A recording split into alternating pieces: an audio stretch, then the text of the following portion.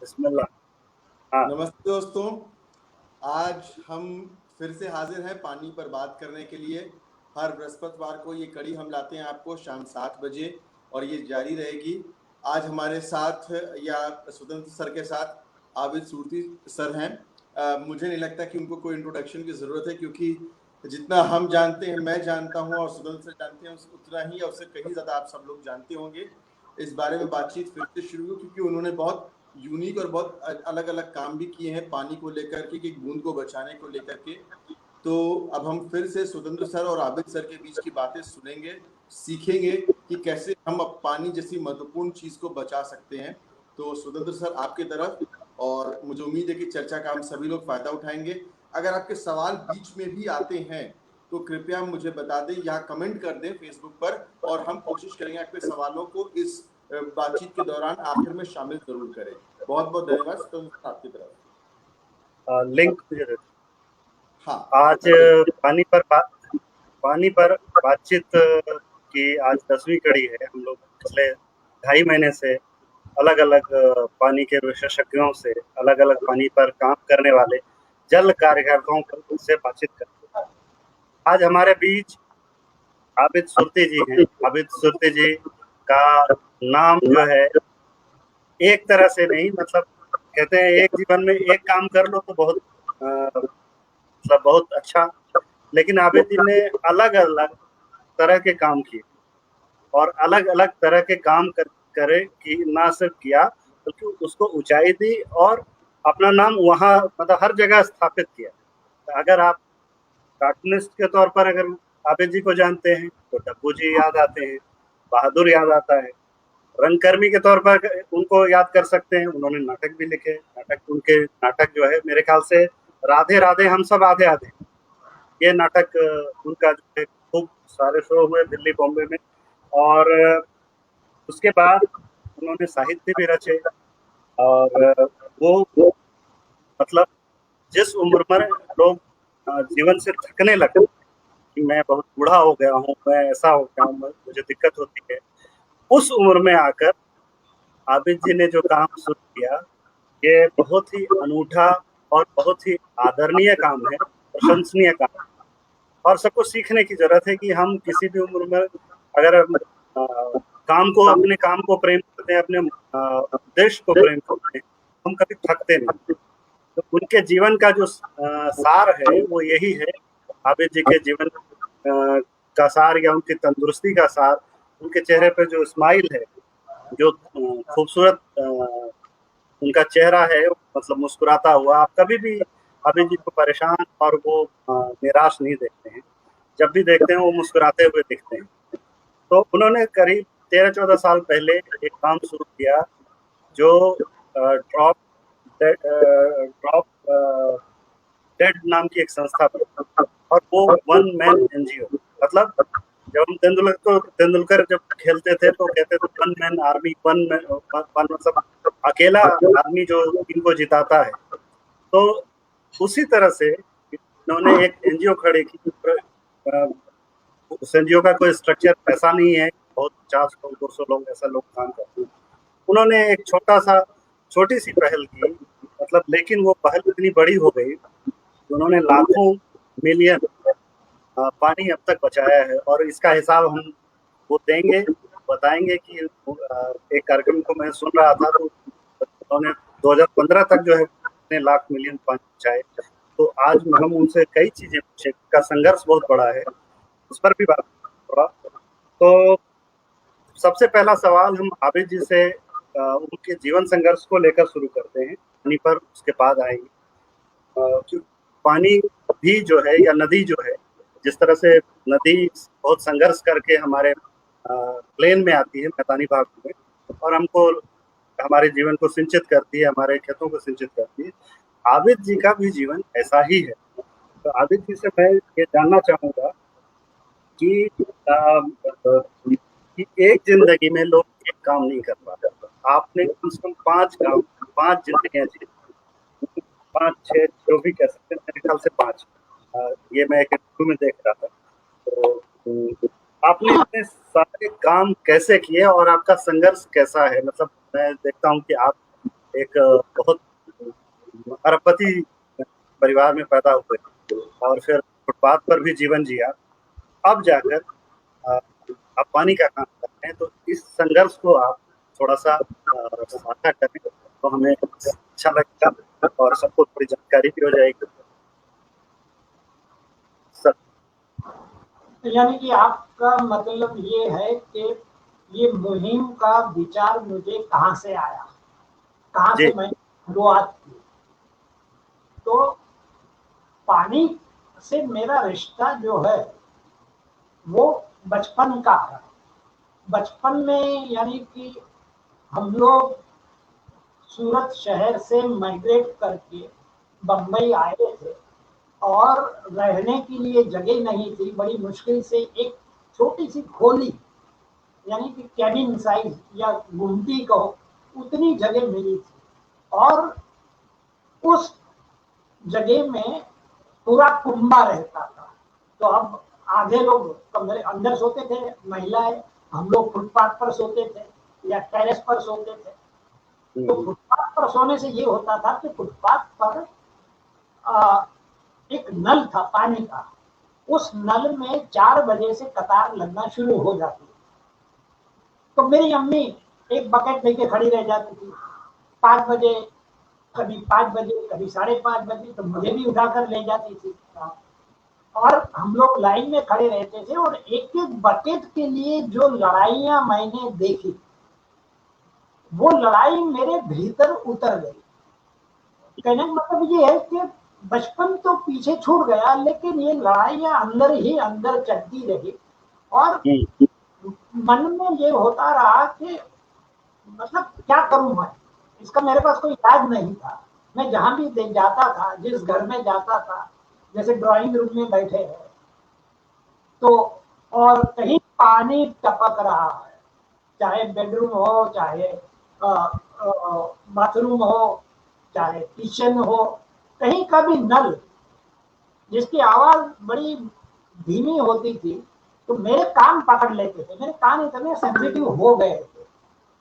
तो मैं दोस्तों से कहता था यार इसको ठीक करवा लो यार, कहीं देखो तुम्हारे यहाँ नल टपक रहा है। तो बोले हाँ हाँ वो किचन में है, एक नल टपक रहा है, हो जाएगा। फिर 6 महीने के बाद उसके घर गया, वही नल टपक रहा था। तो मैं बड़ा डिस्टर्ब हो गया और आपे से बाहर भी हो गया। मैंने कहा यार तेरे को 10 बार कहा है इसको रिपेयर करवा ले, रिपेयर करवा ले, रिपेयर करवा ले, लेकिन तूने अब तक नहीं करवाया। तो वो भी भड़क गया मेरे पे। मुझे कहेगा अभी भाई चंद बूंदे ही जा रही है ना, क्यों माथा पच्ची कर रहे हो, बैठो चाय बाय पियो, खाना वाना खाओ, मुर्गा मुर्गा खाओ। हाँ? और ये इस पचड़े में मत पड़ो। अब मैं उसको कैसे समझाऊं। उसने फिर 2 बातें और बताई कि देखो छोटे काम के लिए बंबई शहर में प्लम्बर नहीं मिलता। प्लम्बर को बड़ा काम होगा 500,000 का तो दौड़ कर आएगा। ये छोटे छोटे काम के जैसे वॉशर बदलना, ये तो ये लोग नहीं, दे डोंट केयर। और दूसरी बात ये है कि चंद बूंदे ही जा रही है, इसमें इतनी माथा पच्ची करने की जरूरत नहीं। अब दोनों के जवाब मेरे पास नहीं थे। तो एक रोज मैं अखबार पढ़ रहा था, इतवार के रोज। उस अखबार में एक आर्टिकल आया था पानी पर। उस आर्टिकल में ये इंफॉर्मेशन दी गई थी कि 1 सेकंड में एक बूंद टपकती है, जाया होती है, तो 1 महीने में 1000 लीटर पानी गटर में बह जाता है। ये बड़ा हथौड़ा मेरे माथे पर पड़ा। यानी उसका जवाब मिल गया उस दोस्त का जो कह रहा था कि चंद बूंदे ही तो जा रही है ना। चंद बूंदे नहीं जा रही थी, यूं समझ लो कि पीने के पानी की 1000 बोतलें कोई गटर में बहा रहा था। ये एक का तो जवाब मिल गया। अब दूसरे का आइडिया भी मुझे मिल गया। मैंने कहा कि ये काम तो बड़ा आसान है। वो दोस्त जो है वो तो काम करवाने वाला नहीं है, प्लम्बर उसके पास आने वाला नहीं है। तो बड़ा आसान तरीका ये है कि एक प्लम्बर को हायर करो 2-3 घंटे के लिए और सारे दोस्तों के नल फ्री में ठीक कर दो। देखो सिर्फ आइडिया इतना ही था। और ये आइडिया किस लिए था, मैं उन लोगों की भलाई तो चाहता ही था, पानी बचाना तो चाहता, साथ में मैं अपने भीतर की आग को भी बुझाना चाहता था कि वो ठंडी हो जाए। अंदर जो डिस्टर्बेंस जो मुझे हो रहा था, इधर जहां भी गया, जहां भी पानी टपक रहा है, माइंड एकदम से बेकाबू हो जाता था कि क्या करूं, सर फोड़ू या जो शख्स नल खुला छोड़ के आगे बढ़ गया उसको जाके दो झापड़ मारूं, क्या करूंगा। तो ये एक रास्ता मुझे मिला कि भाई लोगों के घर घर जाओ और जिनका भी नल खराब है उनका फ्री में ठीक कर दो। तो पहले तो मैंने सारे दोस्तों के नल फ्री में ठीक कर दिए, तो दोस्त बड़े खुश हो गए। उसके बाद फिर ये काम से मुझे बड़ी शांति मिली, मन को ऐसी शांति मिली कि मुझे लगा कि ये काम करने जैसा है। तो मैंने फिर इतवार का रोज रखा, इतवार के रोज मैं 2 घंटे दूंगा और 2 घंटे में एक बिल्डिंग में जितने भी नल खराब है सारे नल को ठीक कर दूंगा। ये विचार आया तो इस पर मैंने अमल करना भी शुरू कर दिया। इतवार तो इसके लिए सबसे पहले मुझे प्लम्बर को ढूंढना पड़ा कि कोई ऐसा प्लम्बर मिल जाए कि जो मुझे कोऑपरेट करे। पैसे तो मैं दे दूंगा, मुझे तो अपनी जेब से पैसे देने थे, तो पैसे में कोई प्रॉब्लम नहीं था, लेकिन ऐसा प्लम्बर कहाँ मिलेगा कि जो हर इतवार को मेरे घर पर आकर खड़ा हो जाए। तो प्लम्बर की तलाश में मैं निकला, तो एक दाढ़ी वाला प्लम्बर, बड़ी लंबी दाढ़ी थी, माथे पर पेशानी पर उसके वो निशान था जिससे पता चलता है कि ये आदमी नमाजी है और पाक साफ है। तो मैंने उससे कहा कि बड़े मियाँ, वो प्लम्बर थे, मैंने कहा कि आप हमारे साथ ये काम करना है और सिर्फ मुझे आपके 2-3 घंटे इतवार के रोज चाहिए। हम जाएंगे एक बिल्डिंग में, सारे सबके नल फ्री में ठीक कर देंगे और बड़ी खुशी मिलेगी, आपको भी मुझे भी। आप कितना लेंगे? भाई उसका प्रोफेशन था, मैं तो शहीद होने निकला था, लेकिन मैंने कहा आपका तो प्रोफेशन है, आप कितना लेंगे? तो मेरी सूरत देखने लगा और फिर कहा कि भाई साहब, आप मुफ्त में काम करेंगे तो हम पैसे कैसे ले? देखिए, एक कमाल देखिए कि जब आप सोचते हैं कि समाज के लिए, औरों के लिए, किसी भी स्वार्थ के बिना कोई काम करना है, तो आपको सही आदमी, पॉजिटिव आदमी सामने चलकर आपके पास आएंगे। तो ये पहला शख्स, पहला यानी कि प्लम्बर जो कह रहा है कि आप मुफ्त में काम करेंगे तो हम पैसे कैसे दें। मैंने कहा देखो भैया, आपका वो प्रोफेशन है, मैं तो किसी तरह भी जुटा लूंगा थोड़े बहुत पैसे, लेकिन आपके तो बीवी बच्चे कहाँ से आप आते होंगे दूर से, तो कम से कम ऐसा कीजिए, आप ऑटो फेयर ले लो, आने जाने का किराया।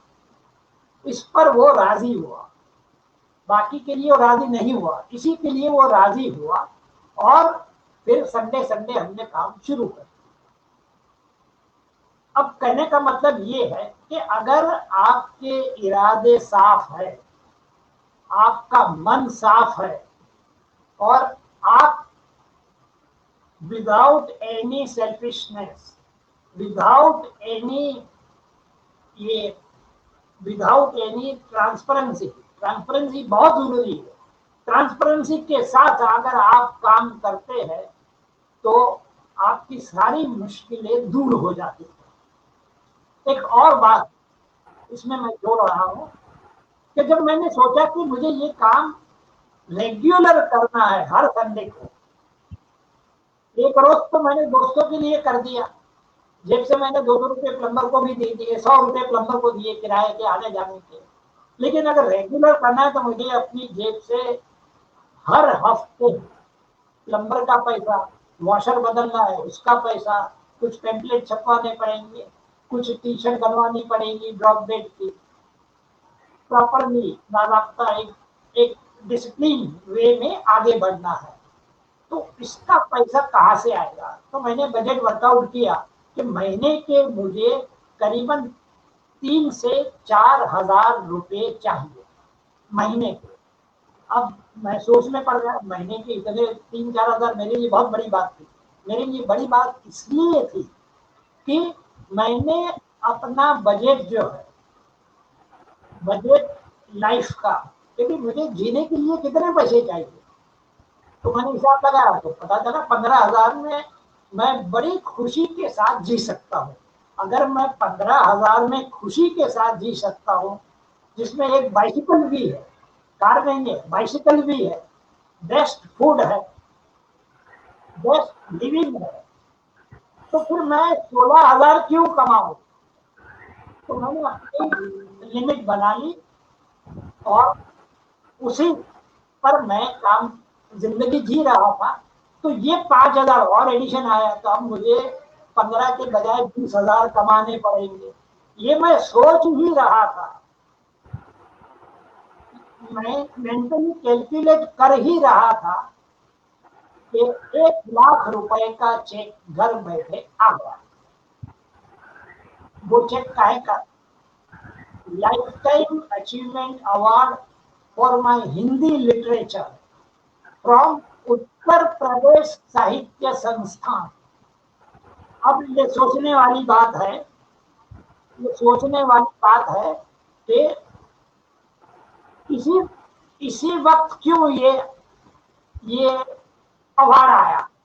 अब तक ये सारे सब कहाँ सोए हुए थे, एक के बाद एक अवार्ड आने वाले हैं, ये सब कहाँ सोए हुए थे कि इसी वक्त आया। इसी वक्त इसलिए आया, ये मेरी सोच बता रहा हूँ कि मैंने एक नेक काम करने का फैसला लिया और मैं समाज की भलाई चाहता था और मैं पूरी ट्रांसपेरेंसी के साथ काम करने जा रहा था। ये ऊपर वाले को महसूस हुआ तो उसने पैसे भेज दिए। ये पैसे अवार्ड के लिए नहीं थे, ये इस काम के लिए थे। ऊपर वाला पैसे कैसे देगा? अगर ऊपर वाला चाहेगा कि आपको 1 करोड़ रुपया दे तो कोई जरिया तो उसे ढूंढना पड़ेगा, चाहे वो लॉटरी के जरिए भेजे, चाहे वो किसी और अवार्ड के जरिए भेजे। मुझे उस जरिए से पैसे भेज दिए उसने, तो ये लाख रुपए मैंने अलग रख दिए और मैंने काम शुरू कर दिया। मैं टी शर्ट छपवाने गया, पहले काम लाख रुपए आए थे तो लाख रुपए का अभी पूरा फायदा उठाना चाहिए। पोस्टर छपवाने गया, हर चीज जिसकी जरूरत थी, टी शर्ट, पोस्टर, स्टिकर्स। तो देखिए इसमें भी बड़ी अच्छी बात ये थी कि जैसे मुझे प्लम्बर बहुत बढ़िया शख्स मिल गया, बड़ा पॉजिटिव शख्स मिल गया, तो ऐसा काम करने से जिंदगी में सारे पॉजिटिव लोग भी शामिल होना शुरू हो जाते हैं, एक के बाद एक आने लगे। ऐसा नहीं था कि पहले नहीं आते थे, पहले भी आते थे, लेकिन पहले समझ लो कि 20% आते थे। 80% लोग बम्बई की जुबान में कहे तो टोपी पहनाकर चले जाते थे, यानी कि कर्ज गायब हो गए, कुछ और काम करवा लिया, पैसे नहीं दिए। लेकिन ये काम शुरू करने से बड़ा फायदा ये हुआ कि ऊपर वाला मेरा फंड रेजर बन गया।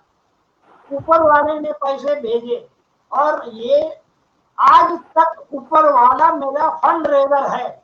मुझे आज तक किसी से एक पैसा भी मांगने की जरूरत नहीं पड़ी। तो कहने का मतलब ये है कि आप एक अच्छी सोच रखते हैं, एक पॉजिटिव सोच रखते हैं, तो ऊपर वाला भी और नीचे वाले भी सब आपके साथ हो जाते हैं। एक और मिसाल देता हूं कि मुझे ये टेम्पलेट छपवाने थे। ये टेम्पलेट जो है हम घर घर में डालते हैं, इसमें हमने सारी इंफॉर्मेशन दी है कि हम लोग ब्रॉकेट फाउंडेशन क्या है, हम क्या चाहते हैं। ये टेम्पलेट छपवाने के लिए किसी ने कहा कि फला बंदे के पास पहुंच जाओ, बड़ा नेक आदमी है, आपका काम हो जाएगा। मैं गया उसके पास, मैंने ऑनलाइन सब डिजाइन करके रखी थी, डिजाइन बता दी उसको। उसने कहा कि ये आर्ट पेपर पर छपेगा, मल्टी कलर है, 6,000 कॉपी, 5,000 कॉपी के 6,000 रुपए। मैंने कहा डन, क्योंकि जिसने उस प्रिंटर को रेकमेंड किया था उस शख्स पर मुझे पूरा भरोसा था कि वो मुझसे बेईमानी नहीं करेगा, यानी कि अपना कमीशन बीच में नहीं रखेगा। मैंने डन किया। 10 दिन के बाद उसने कहा था डिलीवरी लेने आ जाना, तो डिलीवरी लेने गया तो उस बंदे ने हाथ जोड़कर कहा, अब तक वो टेम्पलेट पढ़ चुका था सारा और वो जानता था कि काहे के लिए है और मैं कौन हूँ। मैं कौन हूँ से मतलब पानी के क्या काम करने जा रहे काम कर रहा हूँ इसके लिए, नहीं कि मैं राइटर हूँ या ये हूँ और वो, उससे कोई मतलब नहीं उसको। तो उसने कहा कि भाई साहब आप तो इतना बढ़िया काम कर रहे हैं, समाज के लिए कर रहे हैं, हम तो कुछ कर ही नहीं पा रहे हैं। तो ये पहला 6,000 रुपए का बिल माफ। सोचिए आप, 6,000 उसने छोड़ दिए। उसने कहा अगली बार आओगे तो हम तय करेंगे कि आपसे कितने पैसे लिए जाए, यानी कि 6,000 अपनी प्रॉफिट रखी थी, 1,000 रुपये जी तो जी रखी। बिजनेस है, उसका धंधा है, तो ईमानदार था, तो कम से कम प्रॉफिट रखी होगी, 500 भी रखी होगी, तो मतलब वो नहीं लेगा। तो इस तरह के बाद एक पॉजिटिव लोग आना शुरू हो जाते हैं। अगर ये मैं काफी कहने के लिए तो काफी कुछ है, लेकिन आपके जी जहन में जो सवाल है वो पेश कीजिए। जी। मैं ये कह रहा था कि एक जो पानी की बर्बादी है वो मोटे तौर पर 3-4 स्तरों पर होती है। एक तो बारिश की बूंदें गिरती है, उसको हम ठीक से संचित नहीं कर पाते हैं, उसका संचयन, उसका संरक्षण नहीं कर पाते हैं। दूसरा, जो वाटर सप्लाई का लीकेज है वो बहुत बड़ा है। मतलब आप घर के नल का ठीक करते हैं, उससे कई कई हजार गुना या लाख गुना ज्यादा वाटर लीकेज आपके वाटर सप्लाई से। दूसरे स्तर पर यह बर्बादी है। तीसरा, जो छोटे स्तर पर है लेकिन वो भी बड़ा है, जो आप कर रहे हैं, जिसको ठीक करने की मुहिम आपने चलाई है। तो मैं ये कह रहा हूँ कि आपके मन में ये पहले दो आइडिया, ज्यादातर लोगों के दिमाग में ये दो आइडिया पहले आता है कि वर्षा जल को हम कैसे बचाएं, कैसे उसको सुरक्षित करें, उसके लिए क्या करें, वाटर कंजर्वेशन का क्या करें, मतलब छत से रेन वाटर हार्वेस्टिंग करें। इस तरह के कई उपाय उनके दिमाग में आते हैं। वाटर लीकेज जो वाटर सप्लाई के जरिए होता है, उसकी उसकी उसके उस पर भी खूब अखबार में लिखे जाते हैं।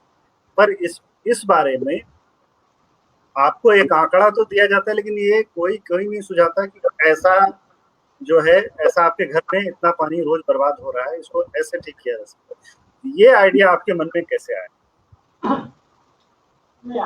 आप कहना ये चाहते हैं कि ये पानी बचाने का आइडिया कैसे आया, ये कहना है आपका? नहीं, वो तो आपके आपके बचपन से जुड़ी हुई बात है कि आप, मैं ये कह रहा हूँ कि पहले दो आइडिया, जो बारिश की जो पानी है उसको बचाने का नहीं, वाटर सप्लाई का जो वो जरिया है जहां से लीकेज होता है बड़ा, वो भी नहीं।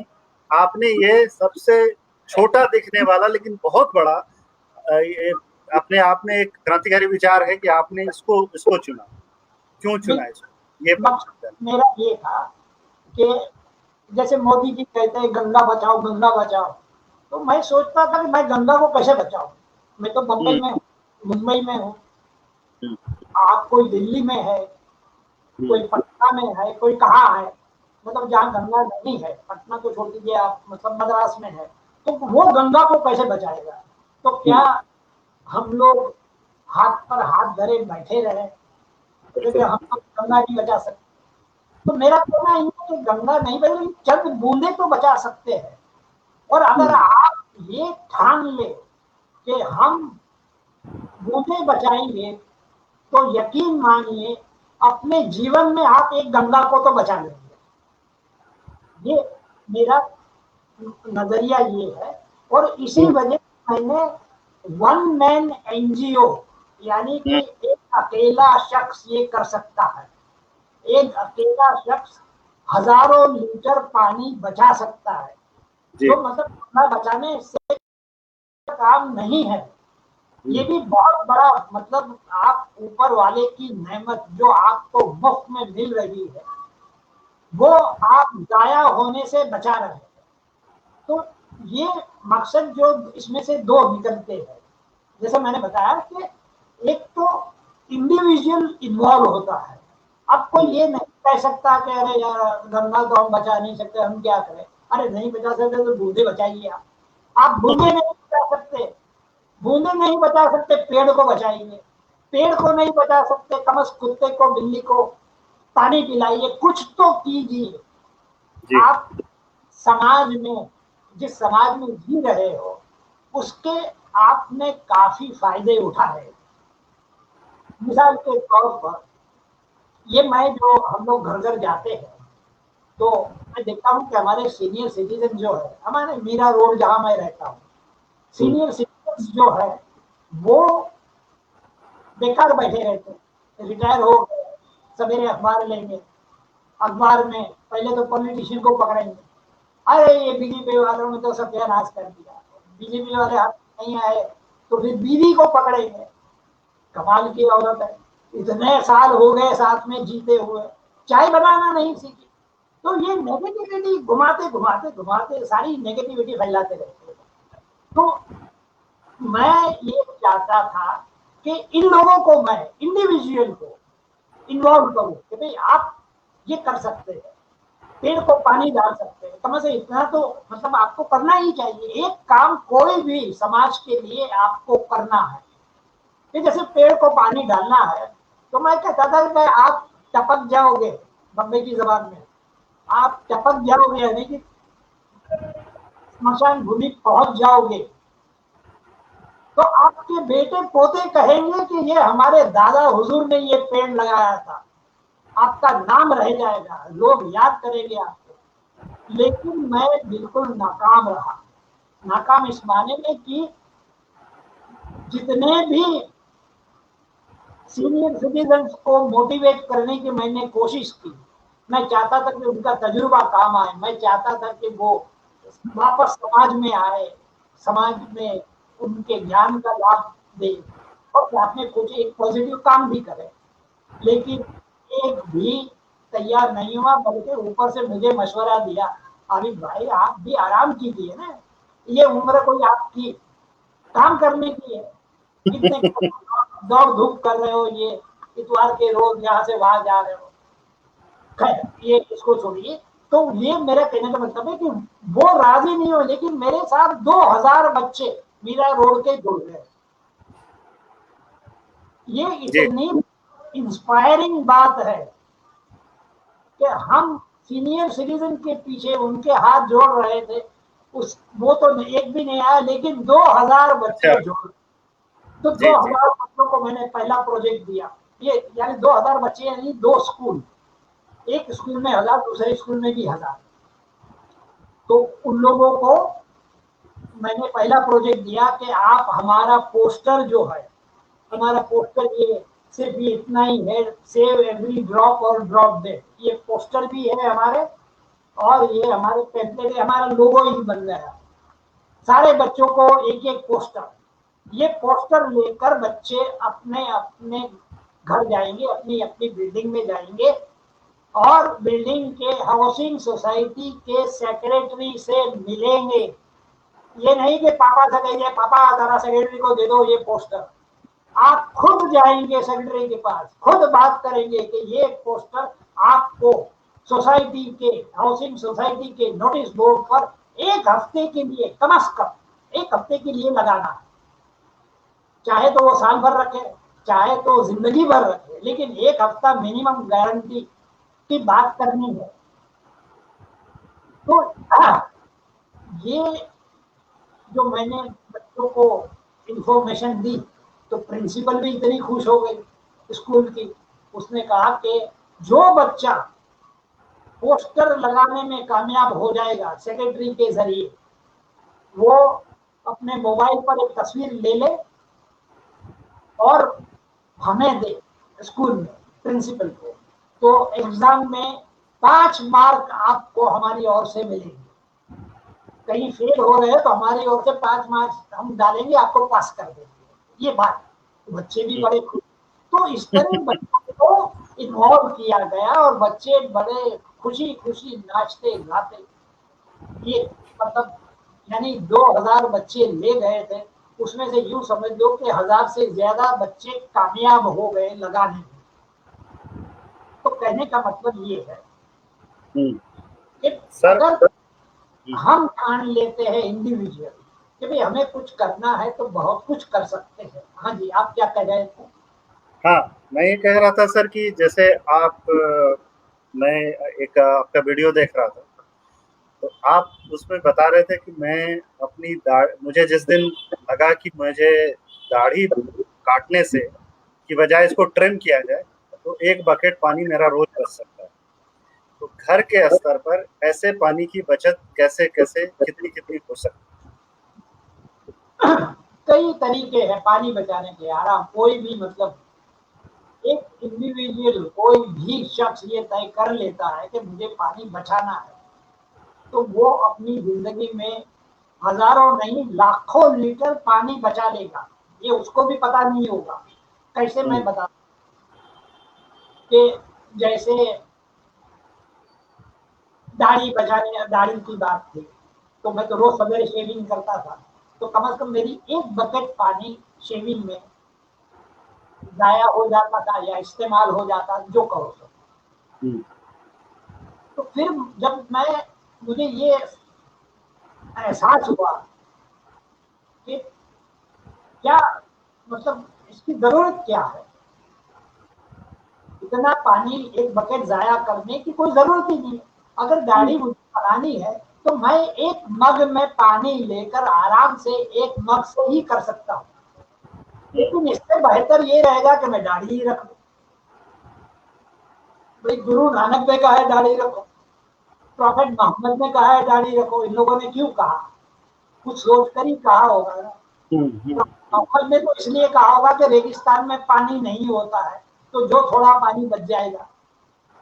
और प्रॉफेट मोहम्मद जो थे, यानी सिर्फ प्रॉफेट मोहम्मद ही नहीं, कई लोगों ने, कई प्रॉफेट्स ने, कई महात्माओं ने, कई संतों ने पानी पर बहुत जोर दिया है। मैं प्रॉफेट मोहम्मद का नाम इसलिए ले रहा हूं कि उन्होंने एक बहुत बड़ी बात कही है कि अगर आप नहर के किनारे बैठे हैं, अगर आप नहर के किनारे बैठे हैं तो भी आपको पानी जाया करने का हक नहीं। ये बहुत बड़ी बात है। ये आप नदी किनारे बैठे हैं, अरे बोलेगा गंगा बह रही है, नहीं उड़ाओ पानी, इधर फेंको उधर फेंको, नहीं। आपको पानी हर की हर बूंद बचाना है। तो इसी तरह हर संत ने, हर महात्मा ने इसी बात पर अपने अपने ढंग से जोर दिया है। तो ये बात मुझे बड़ी अच्छी लगी। लेकिन मैं आपके सवाल से जरा हट रहा हूं, तो वापस आपके सवाल पर आ रहा हूं। तो एक तो रास्ता ये है कि भाई गाड़ी बनाते वक्त आप 1 मग लीजिए। अच्छा, ये मैंने बच्चों को भी ट्रेन किया था कि बच्चे घर में कैसे पानी बचा सकते हैं। तो बच्चों को मैंने कहा था कि एक तो ये है कि आपके अब्बा या जो भी है घर में, पिताजी है या चचा है या जो भी है, वो दाढ़ी बनाते हैं तो देखो कितने लीटर पानी जाया करते हैं। जरूरत है 1 मग की। तो वो लोग शुरू हो गए बच्चे। अब मुझे फीडबैक कैसे मिलता है कि एक बात मुझे रास्ते में मिल गया, अरे आबिद भाई आपने तो परेशान कर दिया हम लोगों को। मैंने कहा भाई क्या तकलीफ हुई तुम्हें?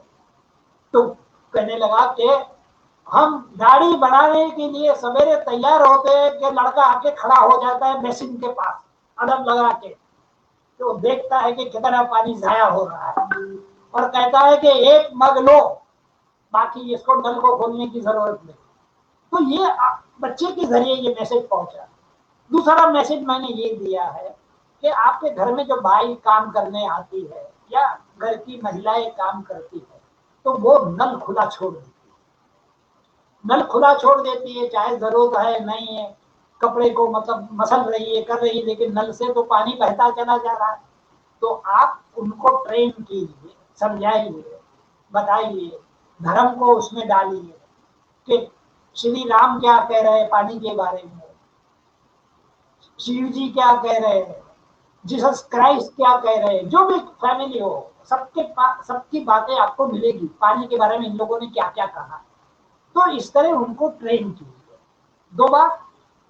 तीसरी बात यह है कि नहाते वक्त आप शावर यूज करते हैं, टब यूज करते हैं या बकेट यूज करते हैं।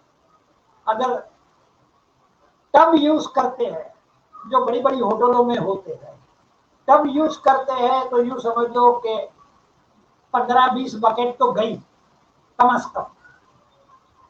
तो टब का यूज तो बंद कर दीजिए आप। और ऑस्ट्रेलिया में मैं एक न्यूज में पढ़ रहा था, तो ऑस्ट्रेलिया में सारे होटल वाले इकट्ठे होकर, उनका कोई यूनियन है या ऑर्गेनाइजेशन है होटल वालों का, उन्होंने ये तय किया कि हम अपनी अपनी होटल से टब निकाल देंगे। देखिए ये बहुत बड़ी शुरुआत, ये करीबन 10 साल पहले की बात है। पढ़कर मुझे बड़ी खुशी हुई कि चलो होटल वाले भी सही दिशा में जा रहे हैं। बंबई में या इंडिया में एक फर्म्स ग्रुप है, FERM, फर्म्स ग्रुप, वो भी पानी के लिए मतलब कुछ भी करने को तैयार है। और अपनी जितनी भी ब्रांचेस है होटल उनकी, जहां जहां है, सारे होटलों को ये संदेश पहुंच गया है कि एक भी बूंद जाया न हो। तो ये तो होटल वालों की बात हुई। अब अगर हम शावर बात पर आते हैं, तो शावर में हमारे कम से कम 10 बाल्टी पानी जाता है। और अगर हम एक बाल्टी लेकर नहाने बैठते हैं, बड़ी साइज की लीजिए आप एक बाल्टी भरकर, तो बड़े आराम से नहा सकते हैं। अगर एक बाल्टी से नहीं नहा सकते तो 2 लीजिए, लेकिन 10 तो मत जाया कीजिए। तो एक रास्ता ये भी, इस तरह छोटे छोटे बच्चों को मैंने ये भी कहा है कि आप रास्ते से गुजर रहे, कोई भुलक्कड़ नल, पब्लिक नल खुला छोड़कर आगे बढ़ गया है, तो मैंने कहा आपको कुछ नहीं करना है, जाके आप रास्ते से गुजर रहे हैं, आप उस नल को बंद कर दीजिए। आपको देखकर 10 लोग इंस्पायर होंगे और वो ये उसूल अपनी जिंदगी में शामिल कर लेंगे। तो इस तरह छोटे छोटे छोटे रास्ते हैं, कोई भी कर सकता है। कोई भी ये तय कर ले कि मुझे समाज के लिए कुछ करना है, पानी के लिए कुछ करना है, तो ये एक आसान से आसान तरीका। जैसे मुझे कई ये मेल आती है कि सर हम आपके साथ जुड़ना चाहते हैं। मैं कहता हूँ कि जुड़ने का तरीका बड़ा आसान है। पहली बात तो ये है कि मेरा 1 मैन NGO, अगर आप मेरे साथ जुड़ेंगे हकीकत में सही दम से, सही ऑफिशियली जुड़ेंगे, तो फिर ये 2 मैन NGO हो जाएगा या कपल NGO हो जाएगा। तो मैं ये नहीं चाहता, लेकिन आप मेरे साथ जुड़ सकते हैं। और जुड़ने का आसान तरीका ये है कि रास्ते में आप जा रहे हैं, कोई नल खुला छोड़ गया, आप उसको बंद कर दिए, आप मेरे साथ जुड़ गए, you are part of me. तो आप सोचेंगे तो आपको 50 रास्ते दिखाई देंगे पानी बचाने के। सर सर एक आपने रेन वाटर हार्वेस्टिंग शब्द इस्तेमाल किया, जो बारिश का पानी जो है, ये रेन वाटर हार्वेस्टिंग तो हमारे ऋषि मुनि भी करते थे।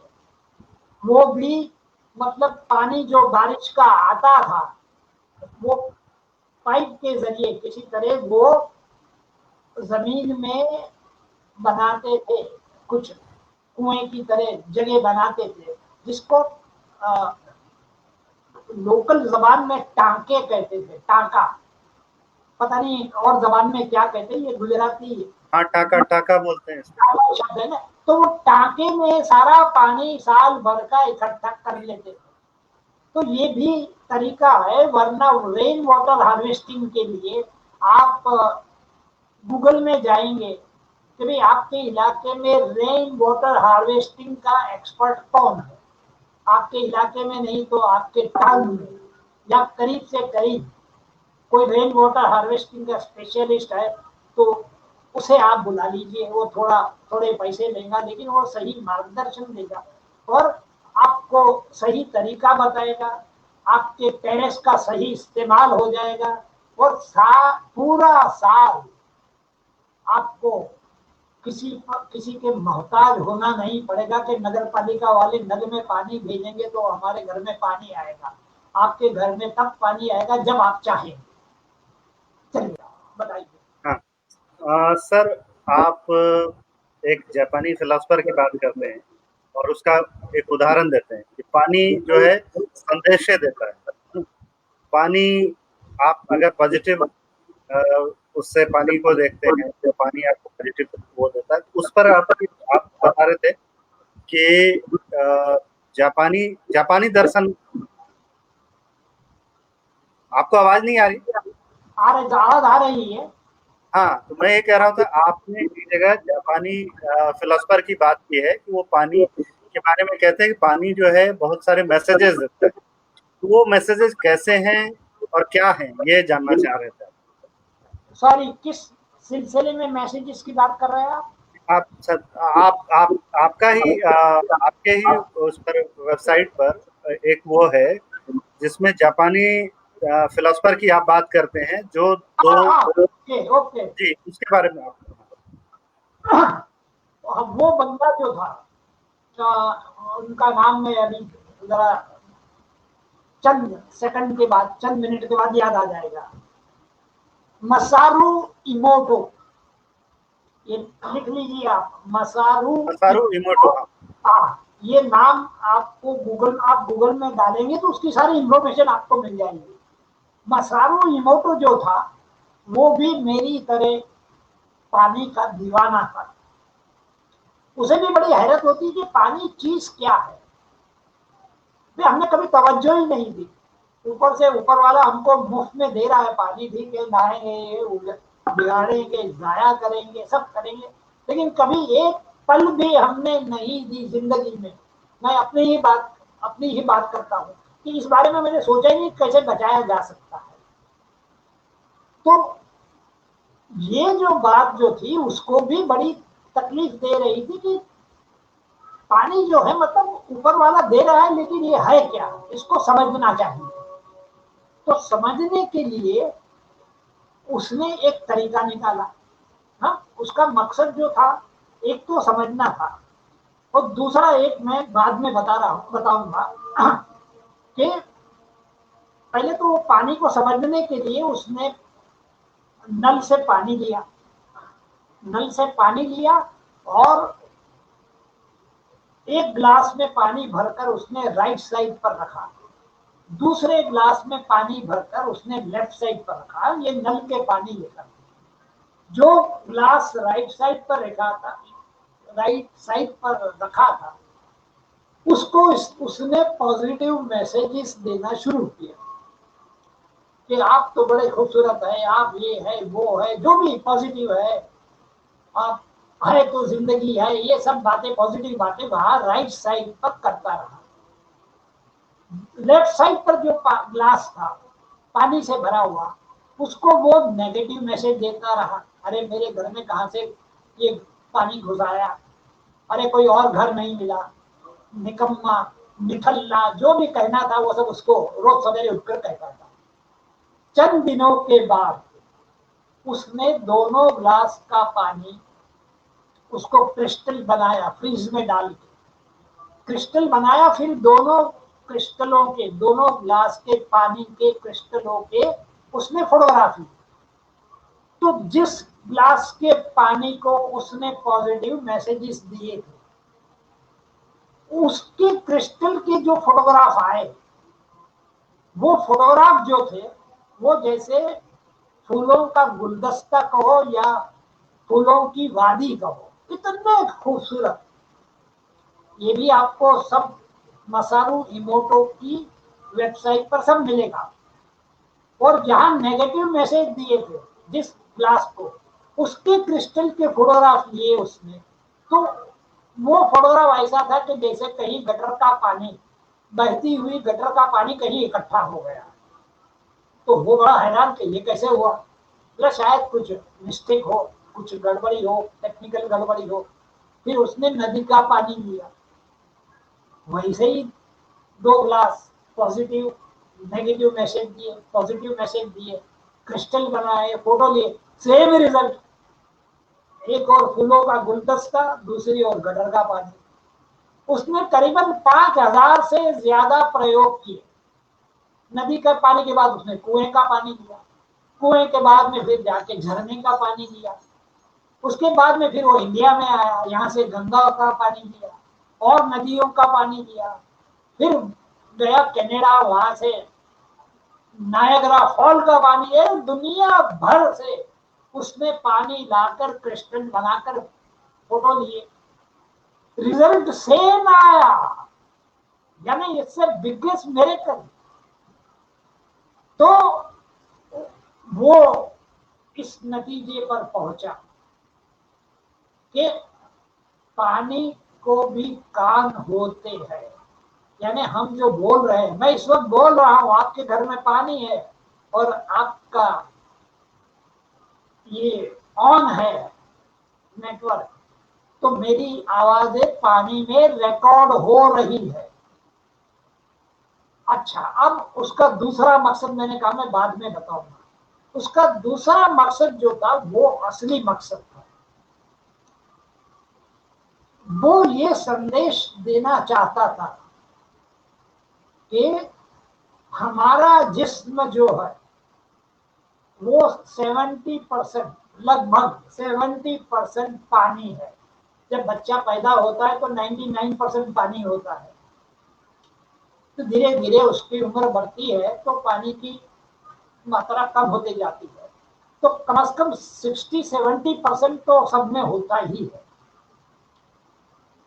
अब उसका संदेश ये है कि ये संदेश की अगर मैं आपसे पॉजिटिव बातें कर रहा हूं, मैं पॉजिटिव शख्स हूं और पॉजिटिव बातें ही करता हूं कि भाई संसार कितना सुंदर है, लोग कितने बढ़िया है, अगर मैं पॉजिटिव बात करता हूं तो उसका रिजल्ट भी पॉजिटिव आएगा। मेरी जिंदगी में पॉजिटिव लोग आना शुरू हो जाएंगे। अगर मैं नेगेटिव बात करता हूं तो मेरी जिंदगी में नेगेटिव ही आएंगे। जैसे मैंने कहा ना, हमारे सीनियर सिटीजन सुबह से ही नेगेटिव शुरू हो जाते थे, उनकी जिंदगी बेचारे की बड़ी दुखी। पॉजिटिव बात करने से आपकी इम्यूनिटी ऐसी बढ़ जाएगी कि कोरोना की आंटी भी आएगी तो आपको कुछ नहीं कर पाएगी, इतना आपका रेजिस्टेंस बढ़ जाएगा। ये सारे फायदे जो है ये सिर्फ पानी को जानने से, कि अगर आपने पानी को जान लिया और ये समझ लिया कि आपके जिस्म में भी पानी जो है इतने % है और उस पर मैं किसी को बुरी बात कहता हूं, किसी को लताड़ता हूं, किसी को बुरे शब्द कहता हूं, तो उस पर तो असर होगी या नहीं होगी वो तो वही जाने, लेकिन मेरे जिस्म का पानी गंदा हो गया। ये बात बड़ी लिख कर रखने वाली बात, गांठ बांध के रखने वाली बात है कि जो बोलो शुभ शुभ बोलो। जैसे हमारे बुजुर्ग कहा करते शुभ शुभ बोलो, ताकि उसका आपको रिजल्ट भी शुभ मिले। एक उसने प्रयोग जो किए थे मसारू इमोटो ने, उसमें ये पानी पर ये तो प्रयोग किए थे, बाद में उसने एक अजीबोगरीब प्रयोग किए थे। उसने ये म्यूजिक को लेकर प्रयोग किए। जैसे उसने 2 ग्लास रखे, पॉजिटिव और नेगेटिव साइड वाले, और एक ग्लास को उसने बड़ा मधुर म्यूजिक वहां लगा दिया, कैसेट लगा दिया, वीडियो लगा दिया, जो भी लगा दिया उसने वहां उसको, जैसे रविशंकर की सितार हो या सारंगी हो, ऐसे मधुर सुर में, या बढ़िया सी गजल हो, ये सारे उसने राइट साइड के पानी के ग्लास पर लगा दिए। और दूसरी तरफ उसने जाज म्यूजिक, यानी कि जो पॉप म्यूजिक जो है, जो पब में बजाया जाता है, जिसे हम लोग सीनियर सिटीजन लोग जो है वो लोग कान फाड़ू म्यूजिक कहते हैं, जो हम लोग बर्दाश्त नहीं कर सकते, मुझसे भी बर्दाश्त नहीं होता। तो ये दोनों तरफ दो म्यूजिक लगाए, फिर दोनों तरफ के पानी के क्रिस्टल बनाए, रिजल्ट वही आया। तो ये समझिए आपके आपके कान जो है वो इतने सेंसिटिव है कि उसको म्यूजिक भी जो चाहिए मधुर चाहिए, उसको वो धूम धड़ाका म्यूजिक नहीं चाहिए। ये धूम धड़ाका म्यूजिक जो है वो आपकी लाइफ, आपकी सिस्टम, आपकी बॉडी सबका सत्यानाश करता है। इसका पता जवानी में नहीं चलता है, लेकिन जैसे जैसे उम्र बढ़ती है तो उसका असर शुरू हो जाता है। तो पानी बचाने के कई तरीके देखे, मसारू इमोटो के भी तरीके देखे कि वो क्या चाहता था, कैसे करना चाहता था। इसी तरह कई लोगों ने कई प्रयोग किए हैं, जिस पर हम बाद में आते हैं। आप बताइए अब आपका नेक्स्ट सवाल हाँ क्या। सर, हाँ मैं ये कह रहा हूँ कि आप घरों में जाकर पानी ठीक करने जाते हैं, लीकेज ठीक करने जाते हैं। अब वहाँ जो आप जाते हैं तो क्या क्या रिएक्शंस मिलते हैं आपको, क्या क्या किस तरह का ट्रीटमेंट मिलता है, शुरू में कैसे दिक्कतें आती थी, अभी क्या रिस्पॉन्स मिलता है, ये इस तरह ये जानना चाहूँ। देखिए 90% रिस्पॉन्स जो है वो पॉजिटिव है, लेकिन कुछ दो चार लोग ऐसे मिल जाते हैं बिल्डिंग में कि जैसे हम नेगेटिव कहेंगे, लेकिन मैं नेगेटिव नहीं कहूंगा, कुछ अलग किस्म के लोग कहेंगे हम उसको। मिसाल के तौर पर जब मैंने शुरुआत की, फाउंडेशन की शुरुआत से मेरा मतलब है कि मैं अकेला ही गया था पहली बार प्लम्बर को लेकर, तो वैसे ही शुरू में मैं प्लम्बर के साथ अकेला ही चला जाता था। तो नतीजा ये होता था कि चंद दरवाजे जरा से खोल, पहले तो डर के मारे लोग जो है, हर शहर में देख रहा हूं कि मकान नहीं बन रहे, किले बन रहे, ये डर के मारे कि कहीं कोई घुस न जाए। वही हाल यहाँ बम्बई में भी है कि लोग थोड़ा सा दरवाजा खोल के देखेंगे कौन आया है। और मैंने कहा ना कि लगभग दरवाजे खुल जाते थे, लेकिन चंद दरवाजे जो है हमारे मुंह पे मार देते थे। तो मुझे बड़ी हैरत होती थी कि ये ऐसा क्यों कर रहे हैं, जबकि हम हाउसिंग सोसाइटी की जिस बिल्डिंग को टारगेट किया है उसके सेक्रेटरी की परमिशन लेकर वहां पहुंचते हैं। वो परमिशन देता है मंडे के रोज, तो मंडे के रोज हम हमारे पोस्टर लगा देते हैं, सेव एवरी ड्रॉप और ड्रॉप दे, जो पोस्टर हमने बच्चों के साथ भेजे थे वही पोस्टर मंडे के रोज उसी बिल्डिंग के नोटिस बोर्ड पर लग जाता है। वो पोस्टर 6 दिन तक रहता है। 7वें दिन हमारा पेम्पलेट, मैंने बताया कि ये पेम्पलेट जो है वो हर घर में वॉचमैन के जरिए हम शनिचर को डाल देते, ताकि लोगों को पता चले कि भाई ये ड्रॉपडेड चीज क्या है, ये लोग क्यों आ रहे हैं। तो इसमें से ये क्लियर होता है कि हमारा मकसद कोई मार्केटिंग का नहीं है, कोई चीज बेचने नहीं आ रहे, हमारा मकसद कोई पॉलिटिकल नहीं है, हम किसी पार्टी का प्रचार करने नहीं आ रहे, हम सिर्फ सोशल वर्क कर रहे हैं और हमारा मकसद सिर्फ पानी बचाना है। तो नेचुरली सारे दरवाजे खुलने चाहिए, तो चंद क्यों नहीं खुल रहे हैं। तो ये जब मुझे सोचना पड़ा इस पर, तो सोचने पर मुझे ये पता चला कि जब हम घर घर जाते हैं तो टॉप फ्लोर से शुरुआत करते हैं। प्लम्बर घंटी बजाता है।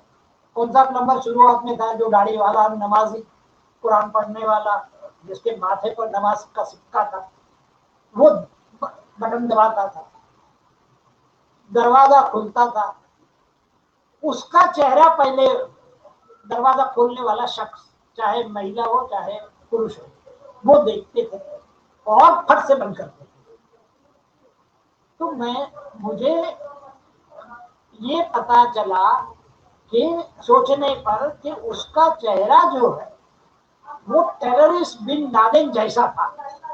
हालांकि बड़ा नेक आदमी था, नमाजी था, कुरान पढ़ता था, रोजे रखता था, पक्का मुसलमान था, जिस पर मैं फख्र करता हूँ कि ऐसे मुसलमान अगर सारे हो, ऐसा मुसलमान था। और मतलब अब चेहरे उस तो उसके चेहरे को तो हम कुछ कर नहीं सकते। तो फिर मैंने एक इलाज निकाला, एक उपाय शोध निकाला कि अगर मैं एक खूबसूरत लड़की ढूंढ निकालता हूँ, शादी से पहले एक ढूंढ निकाली जो अब तक घर में है, ये दूसरी ढूंढने निकला मैं कि जो ड्रॉपडेड फाउंडेशन में ज्वाइन हो जाए। तो एक वॉलंटियर मिल गई।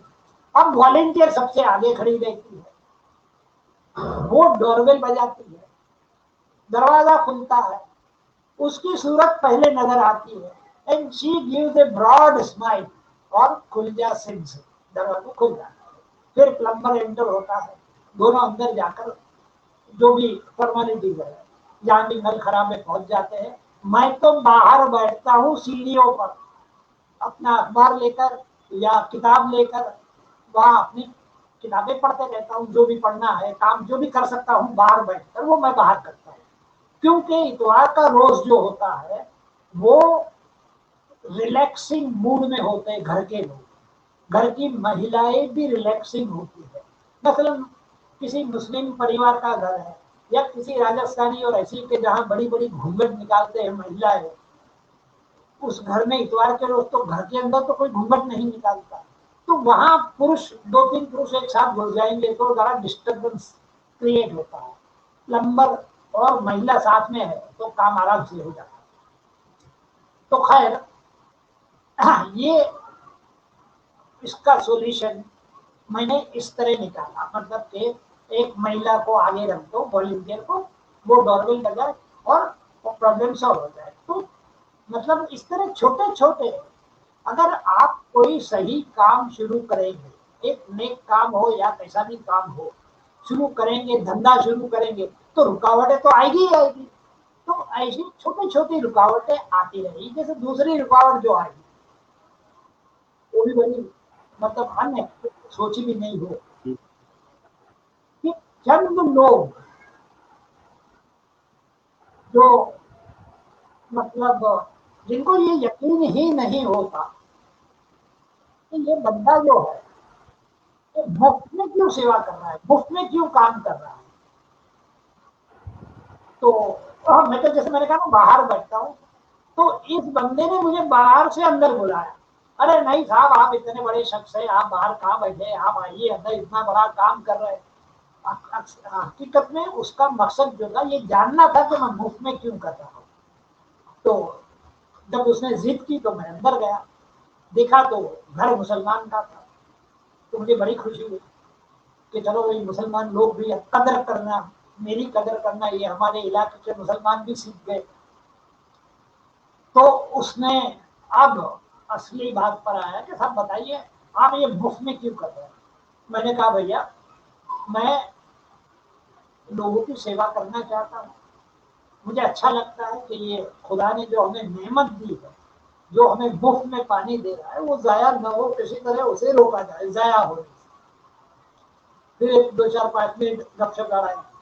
तो प्लम्बर काम कर रहा है अंदर, वॉलंटियर भी उसके साथ वहां खड़ी हुई है नजर रखे हुए, और यहाँ हम लोग गपशप लड़ाए। फिर थोड़ी देर गपशप इधर उधर लड़ाए, और उसके बाद में फिर उसने फिर वही दोहराया, अमित भाई आखिर आखिर कोई बात तो होगी ना, आप फ्री में कर रहे हो। मैंने कहा हमने जो टर्मिनल दिया था वो आपने पढ़ा? बोले हाँ वो तो पढ़ लिया। तो फिर उसमें सारी बातें दी है हमने कि हम फ्री सेवा कर रहे हैं। तो वो टर्मिनल वाली बात अलग होती है, आपके मुंह से सुनने में और मजा आता है। वो जानना चाहता था कि कोई बात है पैसे बनाने की, वो उसको जानने की। मैंने कहा भैया कोई बात नहीं, जो उसमें लिखा है वो सच है, इसके अलावा सच के सिवा और कुछ नहीं। अब 15-20 मिनट तक उसके साथ गपशप होती रही, बीच बीच में वो अपना तंबूरा बजाता रहा कि भाई क्या बात है करता है। फिर जब हम जाने लगे, काम पूरा हुआ, तो दरवाजे तक वो छोड़ने आया, कहा आबिद भाई तो बताओ कि असली मकसद क्या है। मैंने कहा इसको जवाब देना पड़ेगा, सोच समझ कर ऐसा जवाब दे कि फिर ये पूछना ही भूल जाए। मैंने कहा आप मुसलमान हैं? उसने कहा मैंने कहा मैं भी मुसलमान हूँ। मैंने कहा आप नमाज पढ़ते हैं? मैं 5 वक्त की नमाज पढ़ता हूँ। अच्छी बात है, अब आप बताइए कि हम नमाज क्यों पढ़ते हैं? अब उसने कभी सोचा ही नहीं था कि 5 वक्त की नमाज क्यों पढ़ रहा है, वो सोच में पड़ गया। ये ब्लाइंड फेथ वाली बात है, ये हर धर्म में आपको मिलेगी। अब फिर अचानक उसको याद आया, उसने कहा मैं नमाज इसलिए पढ़ता हूं ताकि अल्लाह खुश हो। मैंने कहा बहुत अच्छी बात है। मैंने कहा मेरी इबादत जो है वो ये पानी बचाना है, और इससे अल्लाह भी खुश होता है और बंदा भी खुश होता है। अल्लाह हाफिज करके निकलते हैं आवाज से। तो इस तरह लोगों को प्यार से हैंडल करना होता है, प्यार से सबके साथ पॉजिटिव वे में आगे बढ़ना होता है। नेक्स्ट। आबिद जी, आबिद जी, मैं थोड़ा सा एक सवाल पूछ रहा हूँ आपसे। ये कि जैसे बच्चे अपने फादर को या अपनी मदर को एटीएम कार्ड के सामने, मतलब एटीएम कार्ड जैसे माँ के पास या फादर के पास होता है, तो बच्चों को लगता है ये जो है इसमें पैसे भरे पड़े, कितने भी निकाल लो, कितने भी। और कभी भी कोई कुछ मांगनी होती है तो एटीएम कार्ड है ना तुम्हारे पास का, उनको ये नहीं पता होता है कि डिपॉजिट कितना है, उतना ही निकल सकता है। तो क्या जो हमारा जो सिस्टम वाटर टैप वाला सिस्टम हुआ, इसके बाद हम मानने लगे कि ये ऐसे नल घुमाया और पानी आ गया। एक तो ये, दूसरा इस बेकदरी, जो पानी की बेकदरी है, इसको बेसिकली प्राइवेटाइजेशन ने इसको और बढ़ाया। जैसे कि पहले सरकार ने ऐसा बताया कि हमारे नलों में दिक्कत है, पानी में दिक्कत है, इसमें दिक्कत है, पानी के स्वास्थ्य में दिक्कत है, मतलब पानी खराब है तो इसको ऐसे कर दें, बोतल बंद पानी कर दें। इससे पानी की बेकदरी और बढ़ी है क्या? जरा रिपीट कीजिए, रिपीट कीजिए एक एक सेंटेंस को, आपका सवाल रिपीट कीजिए।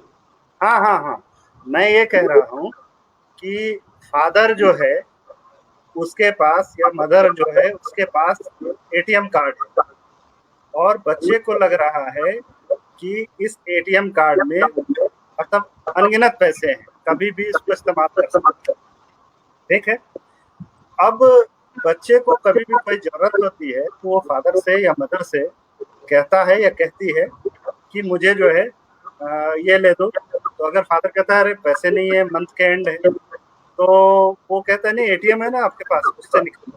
तो उसी तरह से हमारे पास जब टैप आया, वाटर टैप वाला सिस्टम आया, घर घर में हमारे आया, पानी आया, तो हमने ये सोचा हम इसको जब चलाएंगे खाना बैठेंगे और पानी दे देगा, और इसकी इसकी बेकदरी की।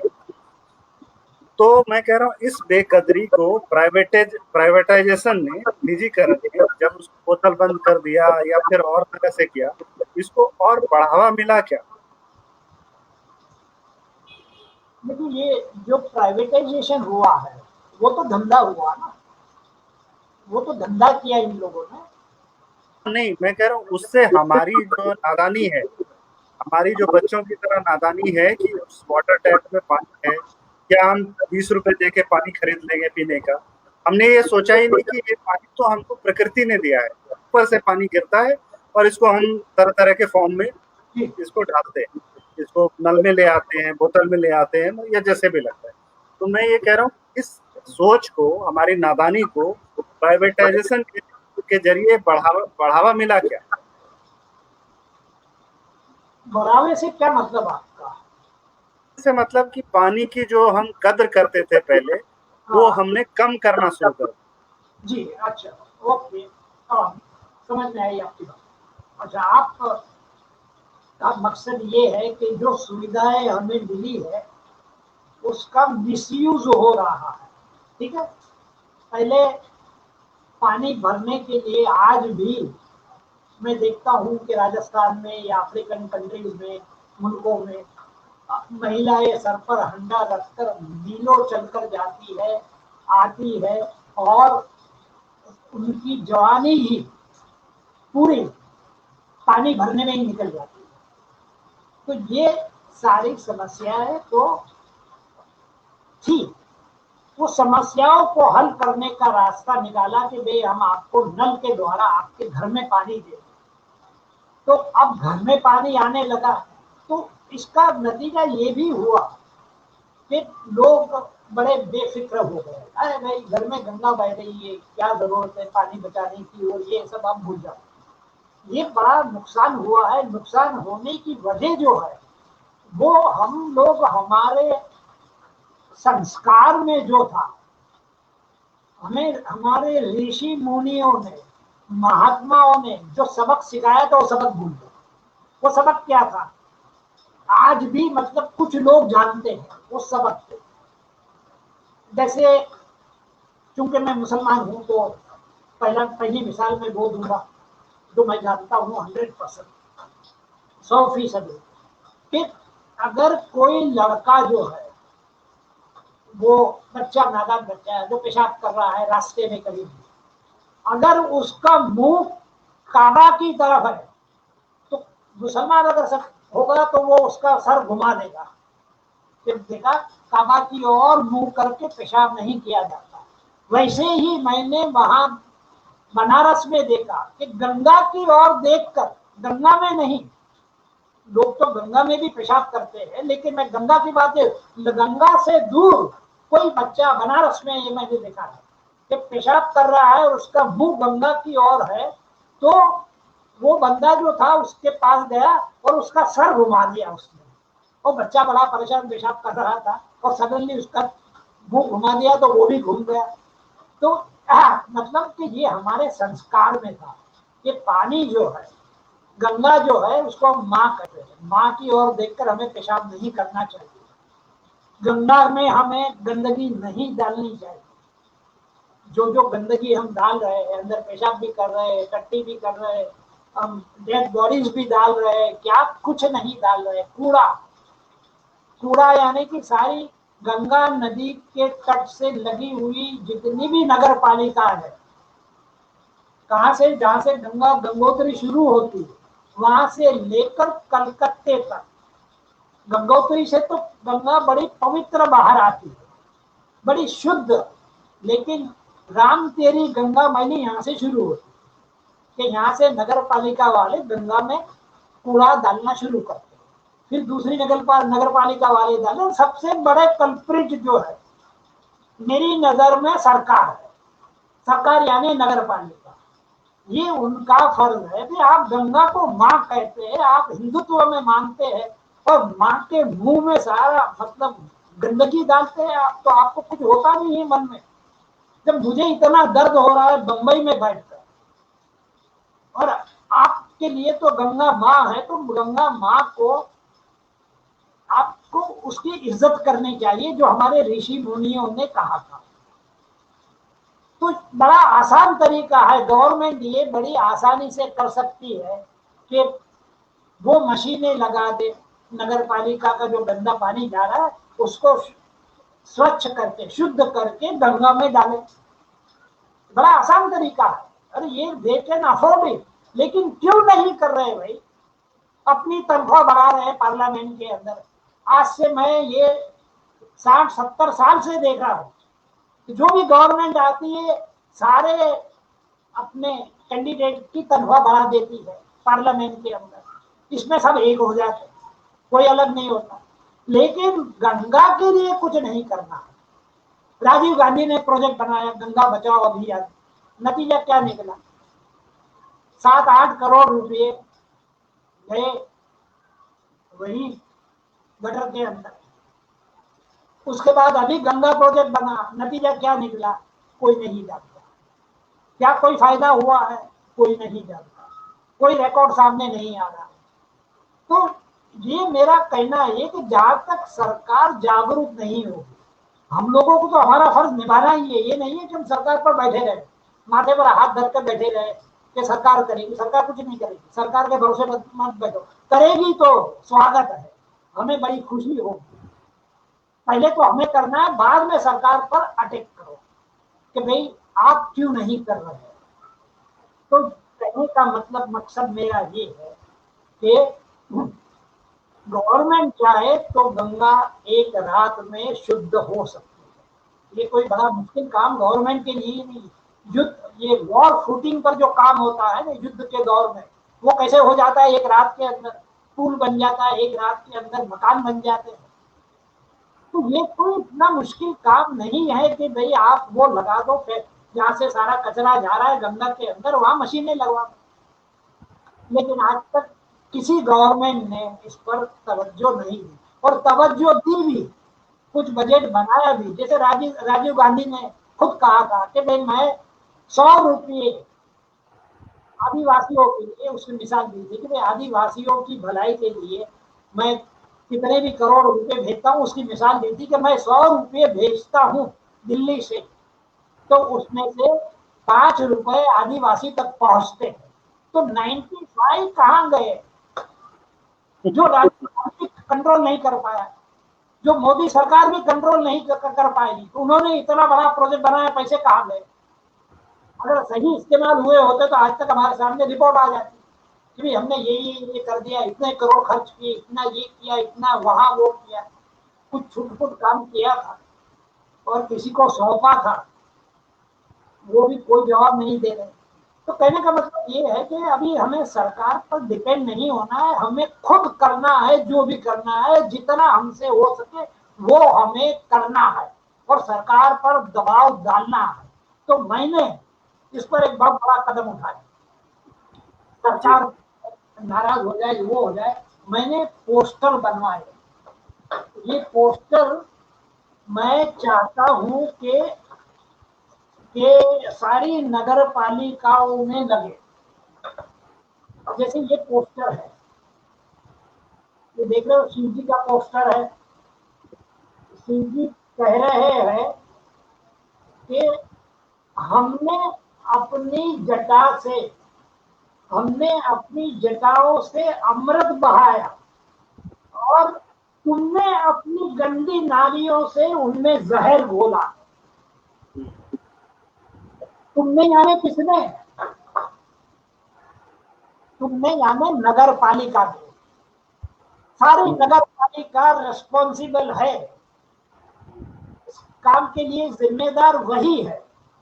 हम लोग तो है ही है, हमें भी सावधान होना है, हमें भी अवेयर होना है, हमें भी आगे बढ़ना है, और साथ लेकर आगे बढ़ना है। ये काम कोई, ये जरूरी नहीं है कि 10 लोग मिलेंगे तो ये काम होगा।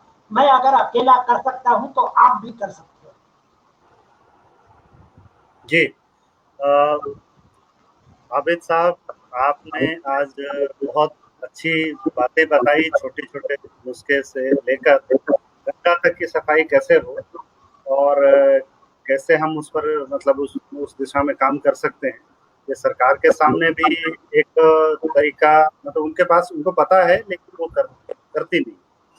तो शायद अगर मोदी सरकार ऐसा कह रही है, लगातार कह रही है कि हमने गंगा नदी ने बुलाया, माँ ने बुलाया, तो शायद इसके बाद मतलब मैं कहता हूँ कि देर ही सही अब ठीक हो जाए। तो अमूमन हम, हाँ जी, अमूमन हम इस चर्चा को 1 घंटे के रखते हैं। थोड़ा हम ज़्यादा मतलब हो गया, ज़्यादा बातचीत हो गई, लेकिन बात ही ऐसी थी कि वैसे मैं मतलब बहुत अच्छी बातें आई आपके अनुभव, लोगों के काम आए। लोग छोटे छोटे स्तरों पर पानी बचाना शुरू करें। जो एक मतलब बूंद बूंद से सागर बनता है, तो बूंद बूंद बचाकर आप सागर बचा सकते हैं। तो अगले हफ्ते फिर हम किसी शख्स से मिलेंगे जो पानी बचाने के काम में, पानी संवारने के काम में लगे हैं। आबिद जी, आपका बहुत बहुत धन्यवाद कि आपने इतना कीमती समय दिया, और इस ओनली 85 साल के शख्स को, इस जवान शख्स को मेरा सलाम। और हम सभी सलाम करते हैं कि आप इस उम्र में इतना सक्रिय हैं और समाज को लौटा रहे हैं। तो ये बात हमें जिस दिन समझ में आ जाएगी कि हम समाज से लेते हैं और हमको कुछ लौटाना चाहिए, उसी दिन हमारा काम आधा तो हो ही जाएगा। बाकी सरकारें जो करेगी करती रहेंगी। जी नीलाम, बहुत बहुत धन्यवाद, बहुत बहुत धन्यवाद आप दोनों लोगों का, बहुत बहुत शुक्रिया। बहुत दिलचस्प, बहुत जबरदस्त जानकारी थी। मोटिवेशन तो खैर मिलना ही था, जिसकी मैं उम्मीद भी कर रहा था इस सेशन के पहले, और बहुत मोटिवेट हुआ। मुझे बहुत अच्छा लग रहा है कि ऐसा सेशन नॉर्टनल के पेज पर हुआ तो मैं बहुत धन्यवाद दूंगा आपका, सुरेंद्र सर और आबिद सर का। और हम उम्मीद करेंगे कि हम लोग एक बूंद पानी बचाना शुरू करेंगे, ताकि वाकई अगली जनरेशन तक तो पानी रहे, मतलब जनरेशंस तक पानी रहे, इसकी बहुत ज़रूरत है। और ये लगातार बहुत ज़रूरी है कि हम ये काम करते रहें। इसी के साथ मुझे लगता है वाकई आज काफ़ी अच्छा खासा वक्त गुजरा। सर की बातें सुनते सुनते पता ही नहीं चला कब हम 1.25 घंटे तक बात कर चुके थे, और बहुत मजा आया। बहुत बहुत धन्यवाद सर आप दोनों लोगों का। और अगले हफ्ते जैसा कि सुरेंद्र सर ने कहा, हम फिर से आएंगे, फिर से पानी पर बातें करेंगे। और उम्मीद है कि आप लोगों के, हम सब लोग जागेंगे एक एक बूंद बचाने के लिए, अपनी नदियां, अपने पेड़, अपने पर्यावरण बचाने के लिए। बहुत बहुत धन्यवाद। जी, दर्शकों का भी शुक्रिया। जी।